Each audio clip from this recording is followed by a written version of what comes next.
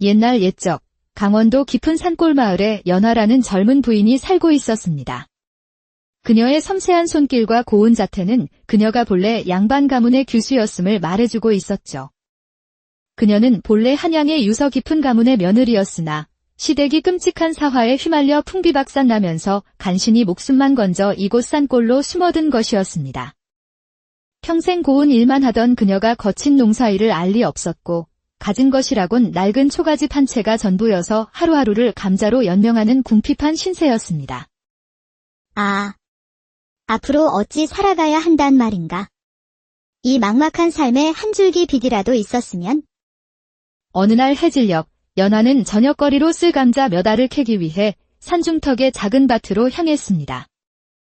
호미질로 캔 얼마 안 되는 감자를 소쿠리에 담아 터덜터덜 산길을 내려오던 그녀의 눈에 웬 사내가 쓰러져 있는 모습이 들어왔습니다. 며칠은 굶은 듯 꾀죄죄한 행색의 연화는 덜컥 겁이 나 그냥 지나치려 했습니다. 바로 그때 사내의 희미한 목소리가 그녀를 붙잡았지요. 부인, 며칠을 먹지 못하여 이대로는 죽을 것 같소. 제발, 먹을 것을 조금만 나누어 주시오. 연화가 사내의 얼굴을 자세히 보니 비록 남루한 모습이었으나 그 눈빛만은 형형하게 살아있었고 금방이라도 숨이 넘어갈 듯 위태로워 보였습니다. 저를 따라오시지요. 걸을 기운은 있으신가요? 힘들지만 조금만 부축해준다면 걸을 수 있을 것 같소. 연화는 낯선 사내의 손을 잡고 그를 일으켜 세웠습니다. 그러자 사내는 자연스럽게 그녀의 어깨에 팔을 걸쳤습니다. 순간 낯선 사내의 체온이 느껴지자 연화의 심장은 세차게 뛰었고 두 뺨은 복숭아처럼 붉게 물들었습니다. 하지만 그녀는 죽어가는 사람을 외면할 수 없었습니다. 사내는 연화의 어깨에 의지한 채 힘겹게 한 걸음 한 걸음 발을 옮겼고 마침내 어둠이 내릴 무렵 그녀의 작은 초가집에 도착했습니다. 이곳 마루에서 잠시만 기다리시지요. 곧 먹을 것을 내어 오겠습니다. 연화는 사내를 마루에 앉히고 캐온 감자를 깨끗이 씻어 가마솥에 넣고 정성껏 삶았습니다. 김이 모락모락 나는 감자를 건네자 사내는 허겁지겁 먹기 시작했습니다. 뜨거우니 천천히 드셔요. 체할까 염려됩니다. 참으로 고맙소, 부인. 덕분에 살 것 같구려. 감자 두 알을 둔 깜짝할 사이에 먹어치운 사내가 조심스럽게 입을 열었습니다. 실은 내가 갈 곳 없는 몸이라. 염치 없지만 하룻밤만 묵어가도 되겠소. 혹 이 집에 부인 혼자 계시는 것이오. 송구하오나 낯선 사내를 집안에 들일 수는 없습니다. 방이 아니어도 좋소. 저기 헛간이라도 괜찮으니 부디 하룻밤만 신세를 지게 해주시오. 그의 딱한 사정을 본 연화는 마음이 약해져 헛간에서 지내는 것을 허락했습니다. 그리하세요. 대신 날이 밝는 대로 떠나주셔야 합니다. 알겠소. 정말 고맙소이다. 그날 밤 연화는 좀처럼 잠을 이룰 수 없었습니다. 낯선 사내가 지척에 있다는 생각에 불안하기도 하고 어쩐지 알 수 없는 긴장감에 뜬 눈으로 밤을 지새웠습니다. 동이 트고 나서야 간신히 안도한 그녀는 조심스럽게 밖으로 나갔다가 눈이 휘둥그레졌습니다. 마당 한쪽에는 어제 캔 것보다 훨씬 많은 감자가 산더미처럼 쌓여 있었고 사내는 우통을 벗은 채 땀을 뻘뻘 흘리며 장작을 패고 있었습니다. 아니, 어찌 아직 떠나지 않으셨습니까? 그리고 이 감자들은 다 무엇이고요? 날이 밝아 떠나려 했는데 보니 대개 겨울때감도 먹을 양식도 턱없이 부족하더이다. 이 깊은 산중에서 겨울 채비가 없으면 얼어 죽기 십상이니 은혜를 갚는 셈치고 제가 겨울 준비를 해드리려는 것이오. 듣고 보니 모두 맞는 말이었습니다. 연약한 부인 혼자서는 감당하기 벅찬 일들이었지요. 참으로 고맙습니다. 허나 제게는 일꾼에게 드릴 품삯이 없습니다. 품삯은 필요 없소. 부인께서 저를 구해주셨으니 이제는 제가 부인을 도울 차례일 뿐이요. 오늘은 장작을 마저 패고 내일은 이 감자를 장에 내다 팔아 쌀과 곡식으로 바꿔 오겠소. 언제까지고 감자만 드시고 사실 수는 없지 않소. 낯선 사내의 듬직한 말에 연화의 마음이 설레기 시작했습니다. 지긋지긋한 감자밥에서 벗어날 수 있다는 기대감이 부풀어 올랐습니다. 이리 신경 써주시니 몸둘바를 모르겠습니다. 제 이름은 연하라 합니다. 그대의 성함은 어찌 되시는지요? 나는 무진이라 하오. 그렇군요. 무진씨 오늘 밤은 헛간 말고 저기 행랑채를 쓰세요. 제가 깨끗이 치워두었습니다. 다음 날 무진은 감자 한 가마를 짊어지고 장터로 향했습니다. 그는 어떻게 하면 이 감자를 비싼 값에 팔 수 있을지 궁리하다가 여종을 데리고 장을 보러 나온 한 귀부인을 발견했습니다. 귀부인은 안색이 좋지 않았고 계속해서 장기침을 하고 있었습니다. 무진은 묘안을 떠올리고는 그녀에게 다가가 말을 걸었습니다.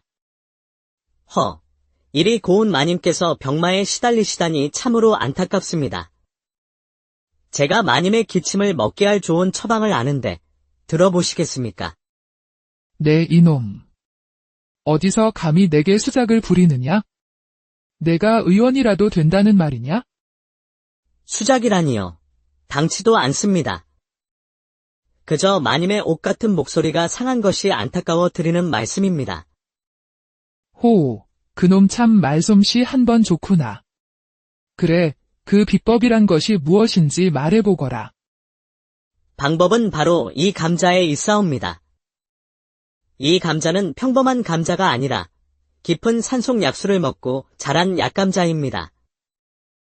이 감자를 갈아 즙을 내어 따뜻하게 데워 목에 찜질하시고 조금씩 마시면 막혔던 목이 시원하게 뚫릴 것이옵니다. 뭐라고? 감자로 찜질을 하고 그걸 마시기까지 하라고? 지금 나를 놀리는 것이냐? 무진은 귀부인의 귀에 가까이 다가가 낮은 목소리로 속삭였습니다. 한양에서도 극소수의 의원과 이름난 기생들만 아는 비방입니다. 워낙 귀한 것이라 쉬쉬하며 쓰는 것이지요. 그 말에 귀부인의 눈이 커졌습니다. 그때 옆에 있던 하녀가 조심스럽게 말했습니다. 마님, 저도 어르신들께 비슷한 이야기를 들은 적이 있는 것 같습니다. 믿져야 본전이니 한번 해보시는 것이 어떠신지요? 그래. 그 약감자라는 것, 값은 얼마나 하느냐? 마님께만 특별히 10냥에 드리겠습니다. 뭐? 고작 감자 한 가마에 10냥이라고? 장터에서는 2냥이면 살 것을. 아까도 말씀드렸듯이 이것은 보통 감자가 아니라 약효를 위해 특별히 재배한 것이라 그렇습니다. 귀부인은 반신반의하면서도 낳고 싶은 마음에 결국 주머니에서 10냥을 꺼내 주었습니다. 무진은 2냥으로 쌀과 곡식을 사고 남은 8냥을 고스란히 연화에게 건넸습니다. 아니, 어찌 이리 많은 돈이 남았습니까? 감자를 팔아 곡식을 사고도 8냥이나 남다니요. 연화는 깜짝 놀랐습니다. 한 푼도 빼돌리지 않고 모두 가져온 그의 정직함에 그에 대한 믿음과 호기심이 더욱 커져만 갔습니다. 때로는 물건도 제 임자를 만나면 값이 달라지는 법입니다. 가져간 감자가 제 임자를 만났을 뿐이지요. 그렇군요. 오늘 저녁은 오랜만에 쌀밥을 지을 것이니 제 방으로 오셔서 함께 드시지요. 바로 그때 옆집에 사는 과수댁이 마시를 왔습니다. 그녀는 무진을 보자마자 눈을 빛내며 다가왔습니다. 아이고, 연화 부인 댁에 웬 잘생긴 총각이 다 있네? 뉘신가? 연화가 머뭇거리자 무진이 먼저 나서서 말했습니다. 이 댁에서 새로 일하게 된 일꾼입니다. 어머, 머슴을 새로 들였구먼. 근데 어디서 이렇게 훤칠한 총각을 구했대? 나중에 시간 나면 우리 집에도 좀 들르시게. 일 안 시키고 얼굴만 볼 테니. 과수댁은 무진의 팔을 은근슬쩍 만지며 몸을 베베 꼬았습니다. 그 광경을 본 연화의 미간이 살짝 찌푸려졌습니다. 옆집 아씨, 무슨 일로 오셨습니까? 아이고, 내 정신 좀 봐. 다름이 아니라 추석 명절에 떡을 많이 할 테니 부인 댁은 따로 떡 안 해도 된다고 말해주러 왔지? 과수댁은 말을 마치고도 무진에게서 눈을 떼지 못하며 윙크까지 하고는 돌아갔습니다. 연하는 괜스레 마음이 불편해졌습니다. 그날 밤 오랜만에 따뜻한 쌀밥을 먹고 자리에 누운 연하는 이런저런 생각에 잠겼습니다. 무진이 온 뒤로 집안 살림은 나아졌고 마음도 든든해졌습니다. 하지만 옆집 과수댁이 무진에게 노골적인 추파를 던지는 것이 마음에 걸려 심란한 밤을 보냈습니다. 다음 날 늦잠을 자고 일어난 연하는 마루에 정갈하게 차려진 아침 밥상을 보고 눈시울이 붉어졌습니다. 혼자라는 외로움과 막막함에 늘 가슴이 무거웠는데 무진이 차려놓은 밥상을 보니 더는 혼자가 아니라는 생각에 가슴 벅찬 감동을 느꼈습니다. 밥을 먹고 감자밭으로 향한 연하는 그곳에서 옆집 과수댁이 또다시 무진에게 치근덕거리는 모습을 목격했습니다. 에그, 총각. 우리 집에 와서 일 좀 해주면 안 되겠어? 떡도 쳐야 하고 할 일이 태산인데 이리 잘난 사내가 감자밭에만 있는 게 아깝지 않아? 연하는 두 사람의 모습을 몰래 지켜보며 혹여 무진이 과수댁의 유혹에 넘어갈까 봐 불안한 마음에 휩싸였습니다. 그날 밤 불안한 마음에 잠 못 이루던 연하는 밖으로 나왔다가 옆집 과수댁이 무진의 행랑채로 살금살금 들어가는 것을 보고 말았습니다. 연하의 가슴은 터질 듯 두근거렸고 배신감과 분노가 치밀어 올랐습니다. 그녀는 숨죽여 기다렸지만 한참이 지나도록 과수댁은 나오지 않았습니다. 결국 방으로 돌아온 연하는 온갖 상상에 시달리며 밤을 꼬박 새웠습니다. 그리고 한참 뒤에야 과수댁이 방에서 나와 어둠 속으로 사라지는 것을 보았습니다. 다음 날 아침에도 마루에는 밥상과 함께 감자를 팔아 남긴 돈과 쪽지가 놓여 있었습니다. 하지만 연화의 마음은 혼란스럽기만 했습니다. 혼잣말, 무진 씨는 대체 어떤 사람일까? 내게 이리 잘해주면서 옆집 과수댁과는 또 어떤 사이인 걸까? 며칠 뒤 추석을 앞두고 과수댁이 또 찾아와 떡을 쳐야 하니 무진을 하루만 빌려달라고 청했습니다. 한양 마님, 떡은 사내가 쳐야 쫀득쫀득 맛나지 않겠어? 총각 좀 빌려줘. 떡도 치고 다른 힘도 좀 써야 쓰겠네. 호호. 연하는 마지못해 허락하며 무진에게 다가가 귓속말로 속삭였습니다. 가셔서 먹는 떡만 치고 오셔요. 다른 떡은 절대로 치시면 아니 되어요. 허. 그것이 걱정되셨소. 염려 마시오. 명절떡만 제대로 치고 돌아오리다. 무진이 과수댁을 따라가자 연하는 담장 틈으로 그 모습을 엿보았습니다. 절구통 앞에서 떡을 치는 무진의 힘찬 모습에 연하는 자신도 모르게 얼굴이 붉어지고 가슴이 뜨겁게 달아올랐습니다. 그날 밤 연하는 용기를 내어 무진에게 물었습니다. 며칠 전 밤에 과수댁이 행랑채에서 나오는 것을 보았는데 두 사람은 대체 무슨 사이입니까? 무슨 말씀이시오? 과수댁이 내 방에 왔었다니 나는 전혀 모르는 일이오. 무진이 얼굴빛 하나 바꾸지 않고 대답하자 연하는 그가 시치미를 떼는 것인지 정말 모르는 것인지 분간할 수 없었습니다. 다음 날 연하는 장터에 가는 무진의 뒤를 몰래 밟았습니다. 장터에서 무진은 예전에 그 귀부인을 다시 만났습니다. 총각 덕분에 내 목이 아주 좋아졌네. 그 신통한 감자 덕에 쉰 목소리가 싹 가셨어. 마침 서방님도 한양에 가고 없는데 내 별채로 함께 가세. 내 특별히 총각에게만 내 몸을 보여주겠네.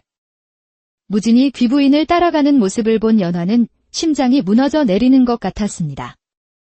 혼잣말, 아, 그랬구나. 감자를 판 것이 아니라 몸을 팔아 돈을 벌어온 것이었어. 배신감에 휩싸인 연하는 눈물을 흘리며 집으로 돌아와 이불을 뒤집어쓰고 울었습니다. 그날 늦게 돌아온 무진이 불러도 대답하지 않았습니다. 그날 밤 깊은 잠에 빠져있던 무진은 인기척에 눈을 떴습니다. 방 안에는 또다시 과수댁이 들어와 있었습니다. 아이고 총각, 그냥 보고 싶어서 와버렸네. 오늘 밤은 같이 보내는 게 어때? 이보시오, 과수댁. 여긴 부인께서 계신 집이요. 나는 남의 체면을 깎는 짓은 하지 않소. 어서 돌아가시오. 무진이 단호하게 그녀를 내쫓았습니다. 그런데 과수댁이 문을 열고 나오자마자 그 앞에는 연화가 서 있었습니다. 이게 무슨 짓입니까? 과수댁은 얼굴이 붉어져 주랭랑을 쳤습니다. 무진이 연화에게 다가왔습니다. 대체 몇 사람을 만나는 것이오? 어제는 귀부인, 오늘은 과수대까지. 그 말에 무진은 그간의 오해를 깨닫고는 웃음을 터뜨렸습니다. 그리고 연화의 손을 덥석 잡았습니다. 부인, 부디 내 눈을 보시오. 내 눈은 거짓말을 하지 않소. 부인이 본 것은 모두 오해였소. 귀부인은 목병이 나은 것에 대한 감사를 표하러 온 것뿐이었고 과수댁은 내가 단호히 물리쳤소. 내 마음속에 있는 사람은 오직 부인뿐이요. 그의 진실된 눈빛의 연화는 모든 오해를 풀고 한시름 놓았습니다. 그래, 내가 괜한 오해를 했구나.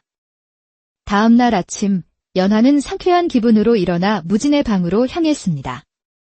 조심스럽게 문을 열어보니 자고 있는 그의 바지가 불끈 솟아올라 마치 천막을 친 듯 팽팽했습니다. 그 모습을 본 연화는 얼굴이 붉게 달아오르면서도 그의 모습마저 사랑스럽게 느껴졌습니다. 혼잣말, 어머나. 이제 보니 저것도 아주 튼실하구나. 호호. 그녀는 망설임 없이 방으로 들어가 허리끈을 풀었고 잠에서 깬 무진은 그녀를 힘껏 끌어안았습니다.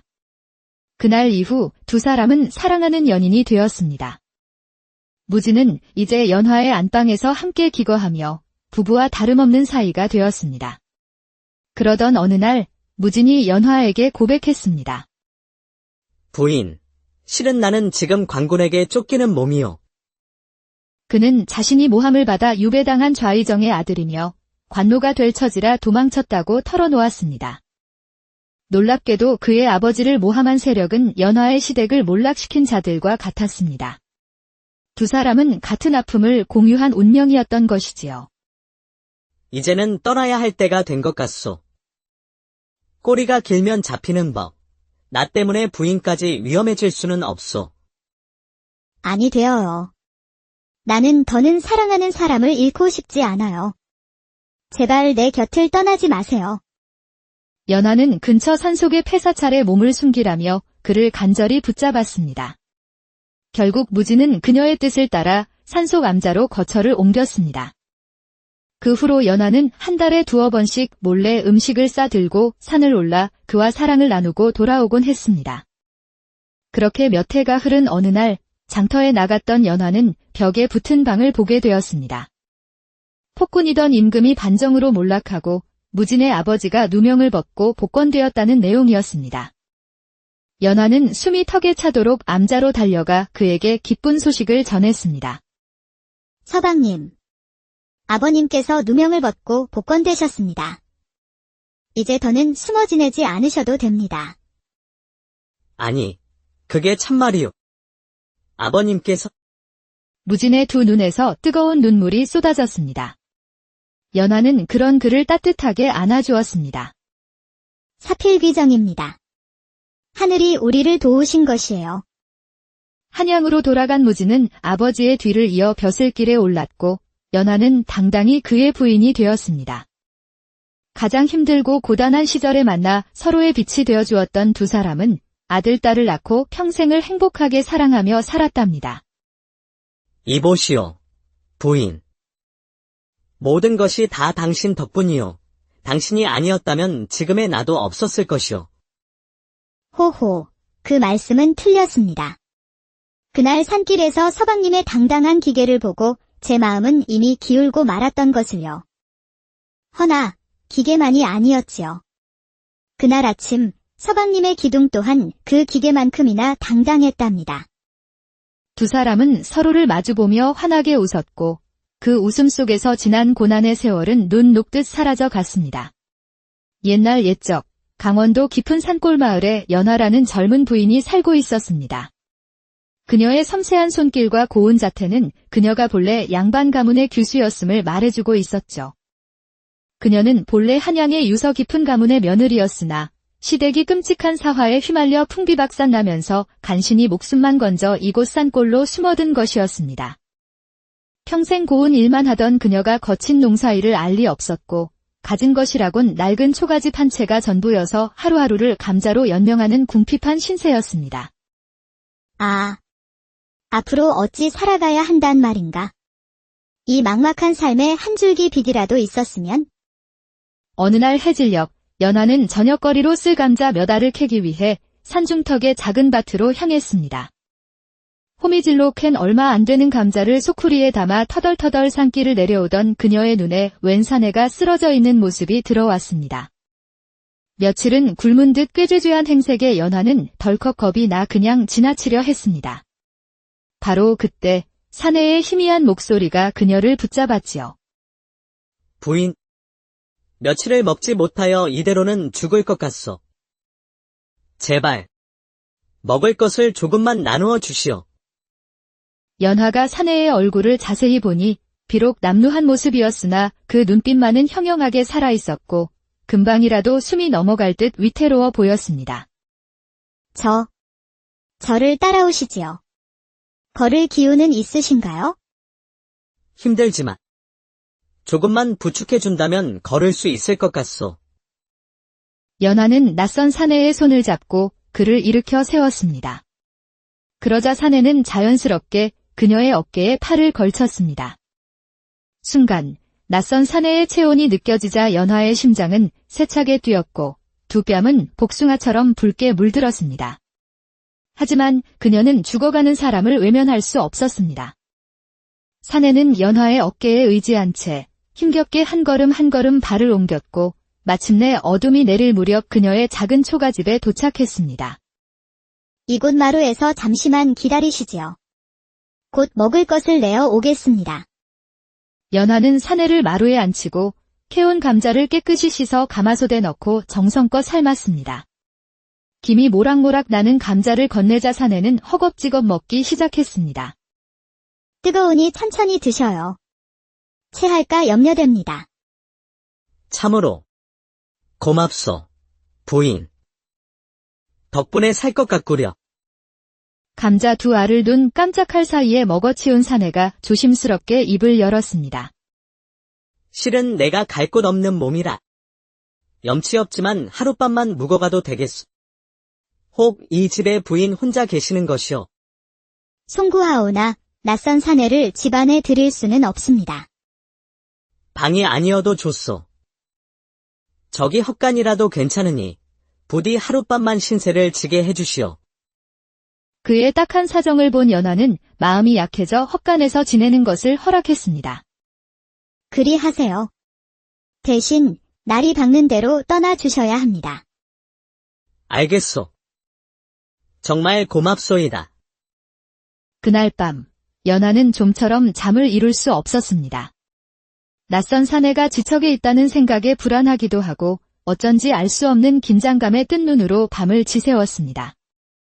동이 트고 나서야 간신히 안도한 그녀는 조심스럽게 밖으로 나갔다가 눈이 휘둥그레졌습니다. 마당 한쪽에는 어제 캔 것보다 훨씬 많은 감자가 산더미처럼 쌓여 있었고 사내는 우통을 벗은 채 땀을 뻘뻘 흘리며 장작을 패고 있었습니다. 아니, 어찌 아직 떠나지 않으셨습니까? 그리고 이 감자들은 다 무엇이고요? 날이 밝아 떠나려 했는데 보니 대개 겨울때감도 먹을 양식도 턱없이 부족하더이다. 이 깊은 산중에서 겨울채비가 없으면 얼어 죽기 십상이니 은혜를 갚는 셈치고 제가 겨울 준비를 해드리려는 것이오. 듣고 보니 모두 맞는 말이었습니다. 연약한 부인 혼자서는 감당하기 벅찬 일들이었지요. 참으로 고맙습니다. 허나 제게는 일꾼에게 드릴 품삯이 없습니다. 품삯은 필요 없소. 부인께서 저를 구해주셨으니 이제는 제가 부인을 도울 차례일 뿐이요. 오늘은 장작을 마저 패고 내일은 이 감자를 장에 내다 파라쌀과 곡식으로 바꿔오겠소. 언제까지고 감자만 드시고 사실 수는 없지 않소. 낯선 사내의 듬직한 말에 연화의 마음이 설레기 시작했습니다. 지긋지긋한 감자밥에서 벗어날 수 있다는 기대감이 부풀어 올랐습니다. 이리 신경 써주시니 몸둘바를 모르겠습니다. 제 이름은 연하라 합니다. 그대의 성함은 어찌 되시는지요? 나는 무진이라 하오. 그렇군요. 무진씨 오늘 밤은 헛간 말고 저기 행랑채를 쓰세요. 제가 깨끗이 치워두었습니다. 다음 날 무진은 감자 한 가마를 짊어지고 장터로 향했습니다. 그는 어떻게 하면 이 감자를 비싼 값에 팔 수 있을지 궁리하다가 여종을 데리고 장을 보러 나온 한 귀부인을 발견했습니다. 귀부인은 안색이 좋지 않았고 계속해서 장기침을 하고 있었습니다. 무진은 묘안을 떠올리고는 그녀에게 다가가 말을 걸었습니다. 허, 이리 고운 마님께서 병마에 시달리시다니 참으로 안타깝습니다. 제가 마님의 기침을 먹게 할 좋은 처방을 아는데 들어보시겠습니까? 네, 이놈. 어디서 감히 내게 수작을 부리느냐? 내가 의원이라도 된다는 말이냐? 수작이라니요. 당치도 않습니다. 그저 마님의 옷 같은 목소리가 상한 것이 안타까워 드리는 말씀입니다. 호, 그놈 참 말솜씨 한 번 좋구나. 그래, 그 비법이란 것이 무엇인지 말해보거라. 방법은 바로 이 감자에 있사옵니다. 이 감자는 평범한 감자가 아니라 깊은 산속 약수를 먹고 자란 약감자입니다. 이 감자를 갈아 즙을 내어 따뜻하게 데워 목에 찜질하시고 조금씩 마시면 막혔던 목이 시원하게 뚫릴 것이옵니다. 뭐라고? 감자로 찜질을 하고 그걸 마시기까지 하라고? 지금 나를 놀리는 것이냐? 무진은 귀부인의 귀에 가까이 다가가 낮은 목소리로 속삭였습니다. 한양에서도 극소수의 의원과 이름난 기생들만 아는 비방입니다. 워낙 귀한 것이라 쉬쉬하며 쓰는 것이죠. 그 말에 귀부인의 눈이 커졌습니다. 그때 옆에 있던 하녀가 조심스럽게 말했습니다. 마님, 저도 어르신들께 비슷한 이야기를 들은 적이 있는 것 같습니다. 믿져야 본전이니 한번 해보시는 것이 어떠신지요? 그래. 그 약감자라는 것, 값은 얼마나 하느냐? 마님께만 특별히 10냥에 드리겠습니다. 뭐? 고작 감자 한 가마에 10냥이라고? 장터에서는 2냥이면 살 것을. 아까도 말씀드렸듯이 이것은 보통 감자가 아니라 약효를 위해 특별히 재배한 것이라 그렇습니다. 귀부인은 반신반의하면서도 낳고 싶은 마음에 결국 주머니에서 10냥을 꺼내 주었습니다. 무진은 2냥으로 쌀과 곡식을 사고 남은 8냥을 고스란히 연화에게 건넸습니다. 아니, 어찌 이리 많은 돈이 남았습니까? 감자를 팔아 곡식을 사고도 8냥이나 남다니요. 연화는 깜짝 놀랐습니다. 한 푼도 빼돌리지 않고 모두 가져온 그의 정직함에 그에 대한 믿음과 호기심이 더욱 커져만 갔습니다. 때로는 물건도 제 임자를 만나면 값이 달라지는 법입니다. 가져간 감자가 제 임자를 만났을 뿐이지요. 그렇군요. 오늘 저녁은 오랜만에 쌀밥을 지을 것이니 제 방으로 오셔서 함께 드시지요. 바로 그때 옆집에 사는 과수댁이 마시를 왔습니다. 그녀는 무진을 보자마자 눈을 빛내며 다가왔습니다. 아이고, 연화 부인 댁에 웬 잘생긴 총각이 다 있네? 뉘신가? 연화가 머뭇거리자 무진이 먼저 나서서 말했습니다. 이 댁에서 새로 일하게 된 일꾼입니다. 어머, 머슴을 새로 들였구먼. 근데 어디서 이렇게 훤칠한 총각을 구했대? 나중에 시간 나면 우리 집에도 좀 들르시게. 일 안 시키고 얼굴만 볼 테니. 과수댁은 무진의 팔을 은근슬쩍 만지며 몸을 베베 꼬았습니다. 그 광경을 본 연화의 미간이 살짝 찌푸려졌습니다. 옆집 아씨, 무슨 일로 오셨습니까? 아이고, 내 정신 좀 봐. 다름이 아니라 추석 명절에 떡을 많이 할 테니 부인 댁은 따로 떡 안 해도 된다고 말해주러 왔지? 과수댁은 말을 마치고도 무진에게서 눈을 떼지 못하며 윙크까지 하고는 돌아갔습니다. 연화는 괜스레 마음이 불편해졌습니다. 그날 밤 오랜만에 따뜻한 쌀밥을 먹고 자리에 누운 연화는 이런저런 생각에 잠겼습니다. 무진이 온 뒤로 집안 살림은 나아졌고 마음도 든든해졌습니다. 하지만 옆집 과수댁이 무진에게 노골적인 추파를 던지는 것이 마음에 걸려 심란한 밤을 보냈습니다.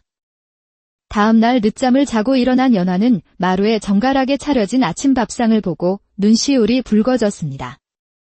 혼자라는 외로움과 막막함에 늘 가슴이 무거웠는데 무진이 차려놓은 밥상을 보니 더는 혼자가 아니라는 생각에 가슴 벅찬 감동을 느꼈습니다.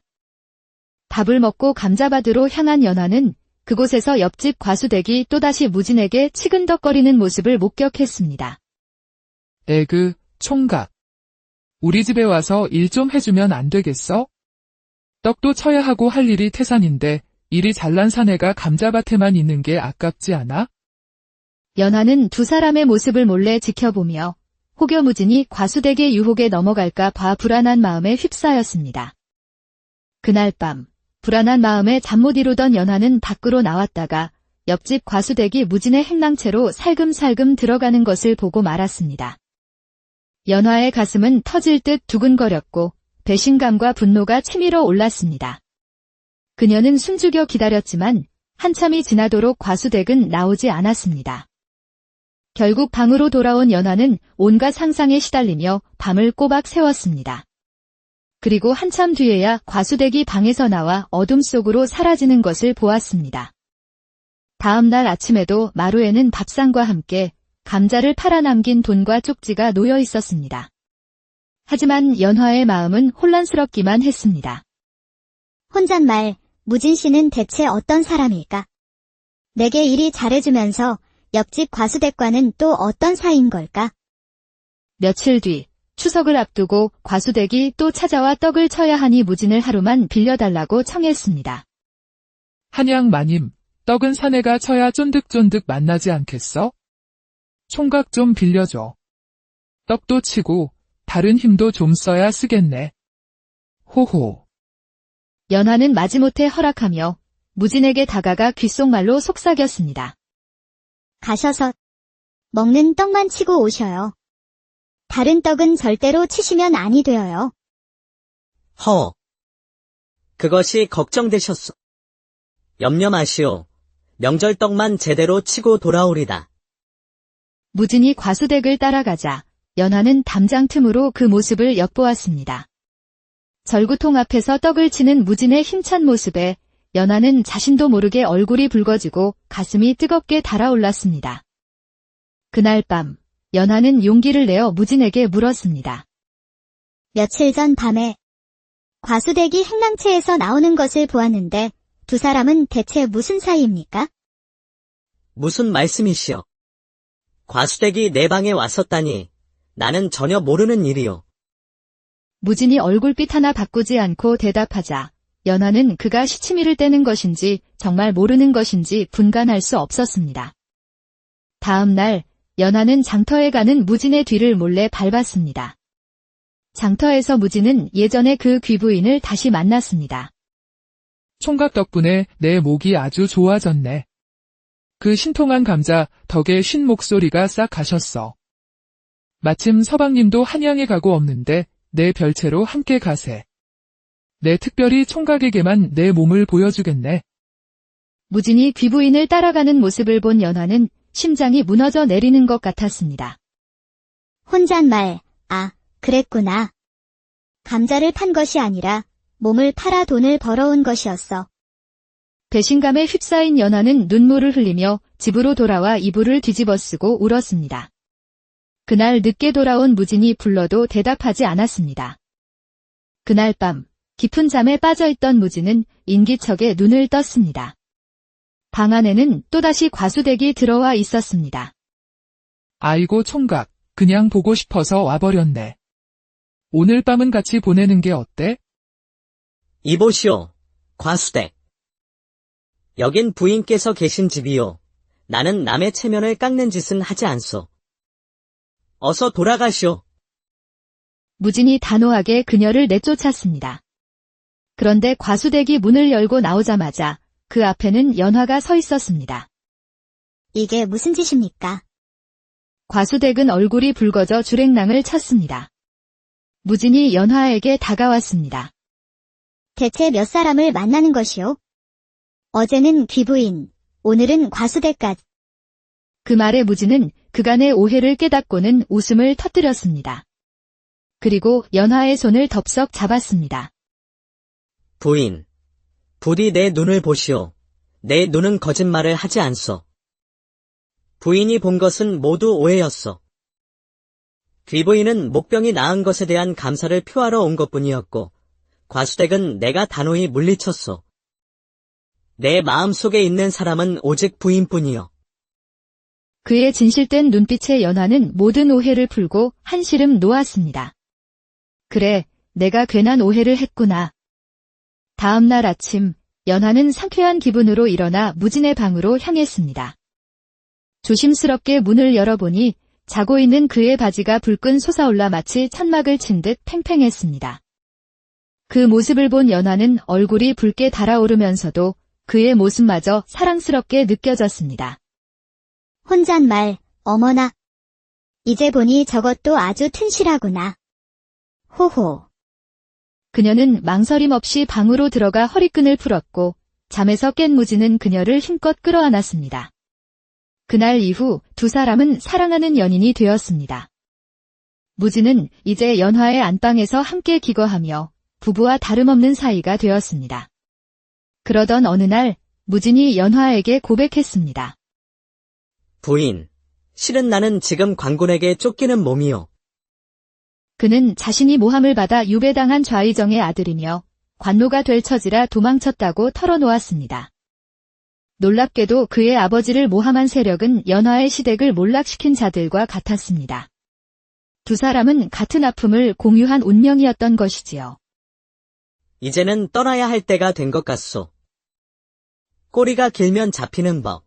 나 때문에 부인까지 위험해질 수는 없소. 아니 되어요. 나는 더는 사랑하는 사람을 잃고 싶지 않아요. 제발 내 곁을 떠나지 마세요. 연화는 근처 산속의 폐사찰에 몸을 숨기라며 그를 간절히 붙잡았습니다. 결국 무지는 그녀의 뜻을 따라 산속 암자로 거처를 옮겼습니다.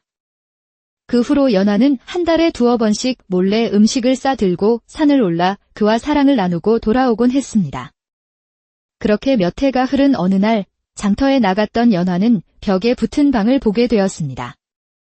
폭군이던 임금이 반정으로 몰락하고 무진의 아버지가 누명을 벗고 복권되었다는 내용이었습니다. 연화는 숨이 턱에 차도록 암자로 달려가 그에게 기쁜 소식을 전했습니다. 서방님. 아버님께서 누명을 벗고 복권되셨습니다. 이제 더는 숨어 지내지 않으셔도 됩니다. 아니, 그게 참말이요. 아버님께서 무진의 두 눈에서 뜨거운 눈물이 쏟아졌습니다. 연화는 그런 그를 따뜻하게 안아주었습니다. 사필귀정입니다. 하늘이 우리를 도우신 것이에요. 한양으로 돌아간 무진은 아버지의 뒤를 이어 벼슬길에 올랐고 연화는 당당히 그의 부인이 되었습니다. 가장 힘들고 고단한 시절에 만나 서로의 빛이 되어주었던 두 사람은 아들, 딸을 낳고 평생을 행복하게 사랑하며 살았답니다. 이보시오, 부인. 모든 것이 다 당신 덕분이요. 당신이 아니었다면 지금의 나도 없었을 것이요. 호호, 그 말씀은 틀렸습니다. 그날 산길에서 서방님의 당당한 기계를 보고 제 마음은 이미 기울고 말았던 것을요. 허나 기계만이 아니었지요. 그날 아침 서방님의 기둥 또한 그 기계만큼이나 당당했답니다. 두 사람은 서로를 마주보며 환하게 웃었고 그 웃음 속에서 지난 고난의 세월은 눈 녹듯 사라져 갔습니다. 옛날 옛적 강원도 깊은 산골 마을에 연화라는 젊은 부인이 살고 있었습니다. 그녀의 섬세한 손길과 고운 자태는 그녀가 본래 양반 가문의 규수였음을 말해주고 있었죠. 그녀는 본래 한양의 유서 깊은 가문의 며느리였으나 시댁이 끔찍한 사화에 휘말려 풍비박산 나면서 간신히 목숨만 건져 이곳 산골로 숨어든 것이었습니다. 평생 고운 일만 하던 그녀가 거친 농사일을 알 리 없었고 가진 것이라곤 낡은 초가집 한 채가 전부여서 하루하루를 감자로 연명하는 궁핍한 신세였습니다. 아, 앞으로 어찌 살아가야 한단 말인가? 이 막막한 삶에 한 줄기 빛이라도 있었으면 어느 날 해질녘 연화는 저녁거리로 쓸 감자 몇 알을 캐기 위해 산중턱의 작은 밭으로 향했습니다. 호미질로 캔 얼마 안 되는 감자를 소쿠리에 담아 터덜터덜 산길을 내려오던 그녀의 눈에 웬 사내가 쓰러져 있는 모습이 들어왔습니다. 며칠은 굶은 듯 꾀죄죄한 행색의 연화는 덜컥 겁이 나 그냥 지나치려 했습니다. 바로 그때 사내의 희미한 목소리가 그녀를 붙잡았지요. 부인, 며칠을 먹지 못하여 이대로는 죽을 것 같소. 제발, 먹을 것을 조금만 나누어 주시오. 연화가 사내의 얼굴을 자세히 보니 비록 남루한 모습이었으나 그 눈빛만은 형형하게 살아있었고 금방이라도 숨이 넘어갈 듯 위태로워 보였습니다. 저를 따라오시지요. 걸을 기운은 있으신가요? 힘들지만 조금만 부축해준다면 걸을 수 있을 것 같소. 연화는 낯선 사내의 손을 잡고 그를 일으켜 세웠습니다. 그러자 사내는 자연스럽게 그녀의 어깨에 팔을 걸쳤습니다. 순간 낯선 사내의 체온이 느껴지자 연화의 심장은 세차게 뛰었고 두 뺨은 복숭아처럼 붉게 물들었습니다. 하지만 그녀는 죽어가는 사람을 외면할 수 없었습니다. 사내는 연화의 어깨에 의지한 채 힘겹게 한 걸음 한 걸음 발을 옮겼고 마침내 어둠이 내릴 무렵 그녀의 작은 초가집에 도착했습니다.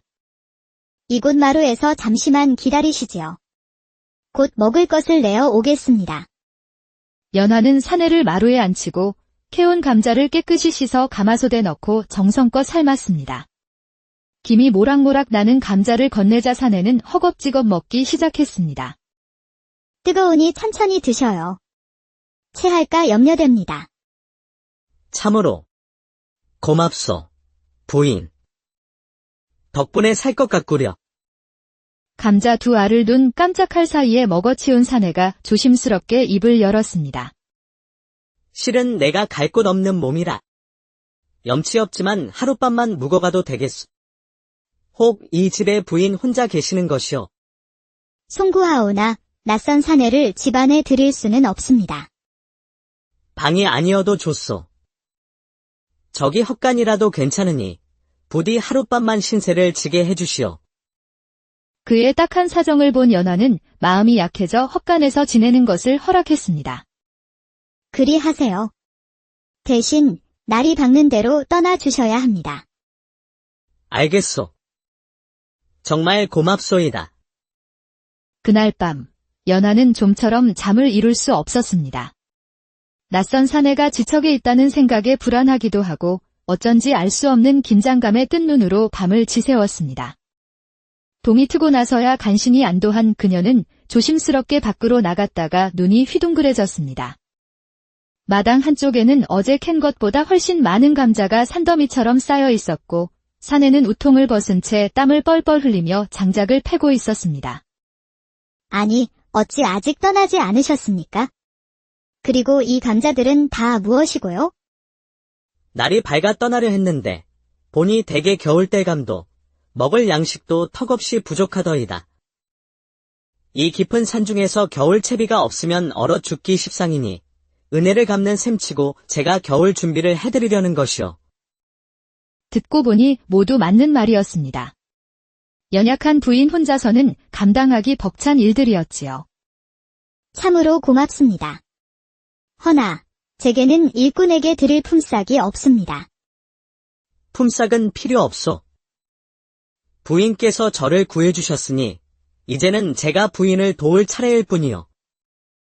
오늘은 장작을 마저 패고 내일은 이 감자를 장에 내다 파라쌀과 곡식으로 바꿔오겠소. 언제까지고 감자만 드시고 사실 수는 없지 않소. 낯선 사내의 듬직한 말에 연화의 마음이 설레기 시작했습니다. 지긋지긋한 감자밥에서 벗어날 수 있다는 기대감이 부풀어 올랐습니다. 이리 신경 써주시니 몸둘바를 모르겠습니다. 제 이름은 연하라 합니다. 그대의 성함은 어찌 되시는지요? 나는 무진이라 하오. 그렇군요. 무진씨 오늘 밤은 헛간 말고 저기 행랑채를 쓰세요. 제가 깨끗이 치워두었습니다. 다음 날 무진은 감자 한 가마를 짊어지고 장터로 향했습니다. 그는 어떻게 하면 이 감자를 비싼 값에 팔 수 있을지 궁리하다가 여종을 데리고 장을 보러 나온 한 귀부인을 발견했습니다.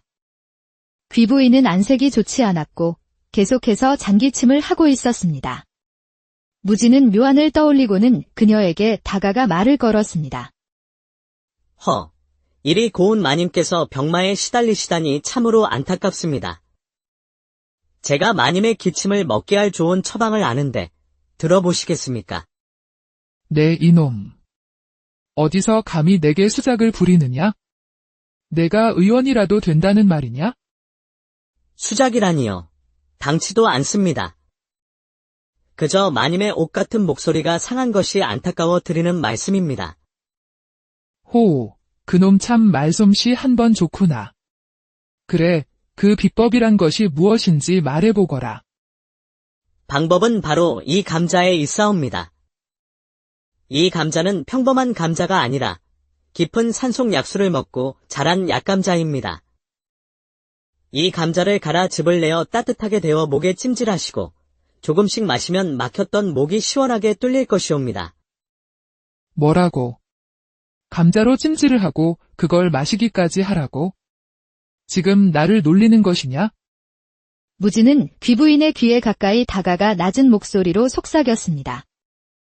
한양에서도 극소수의 의원과 이름난 기생들만 아는 비방입니다.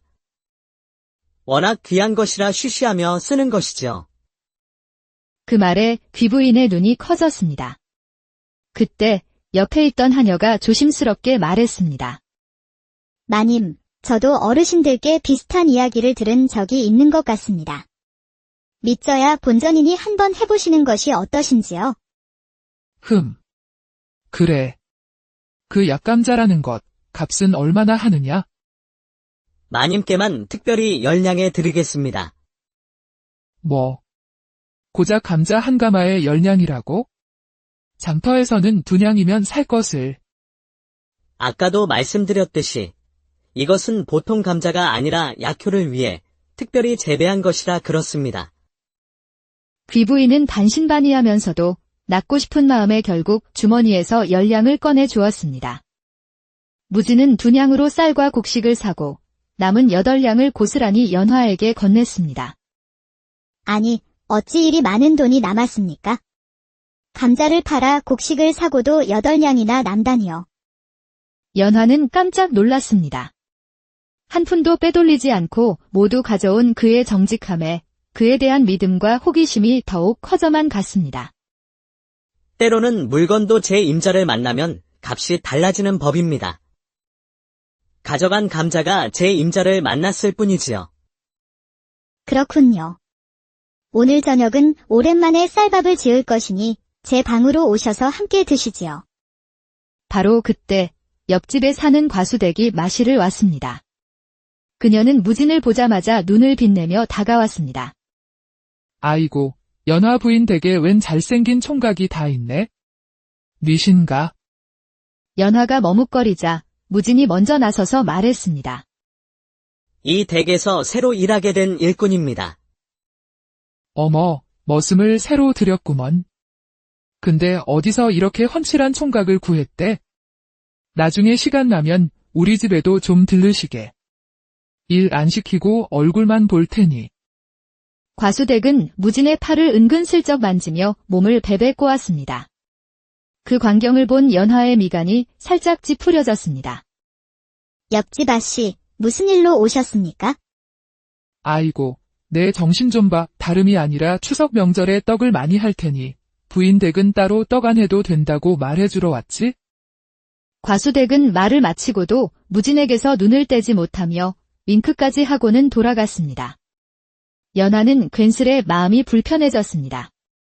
그날 밤 오랜만에 따뜻한 쌀밥을 먹고 자리에 누운 연화는 이런저런 생각에 잠겼습니다. 무진이 온 뒤로 집안 살림은 나아졌고 마음도 든든해졌습니다. 하지만 옆집 과수댁이 무진에게 노골적인 추파를 던지는 것이 마음에 걸려 심란한 밤을 보냈습니다. 다음 날 늦잠을 자고 일어난 연화는 마루에 정갈하게 차려진 아침 밥상을 보고 눈시울이 붉어졌습니다. 혼자라는 외로움과 막막함에 늘 가슴이 무거웠는데 무진이 차려놓은 밥상을 보니 더는 혼자가 아니라는 생각에 가슴 벅찬 감동을 느꼈습니다. 밥을 먹고 감자밭으로 향한 연화는 그곳에서 옆집 과수댁이 또다시 무진에게 치근덕거리는 모습을 목격했습니다. 에그, 총각. 우리 집에 와서 일 좀 해주면 안 되겠어? 떡도 쳐야 하고 할 일이 태산인데 일이 잘난 사내가 감자밭에만 있는 게 아깝지 않아? 연화는 두 사람의 모습을 몰래 지켜보며 혹여 무진이 과수댁의 유혹에 넘어갈까 봐 불안한 마음에 휩싸였습니다. 그날 밤 불안한 마음에 잠 못 이루던 연화는 밖으로 나왔다가 옆집 과수댁이 무진의 행랑채로 살금살금 들어가는 것을 보고 말았습니다.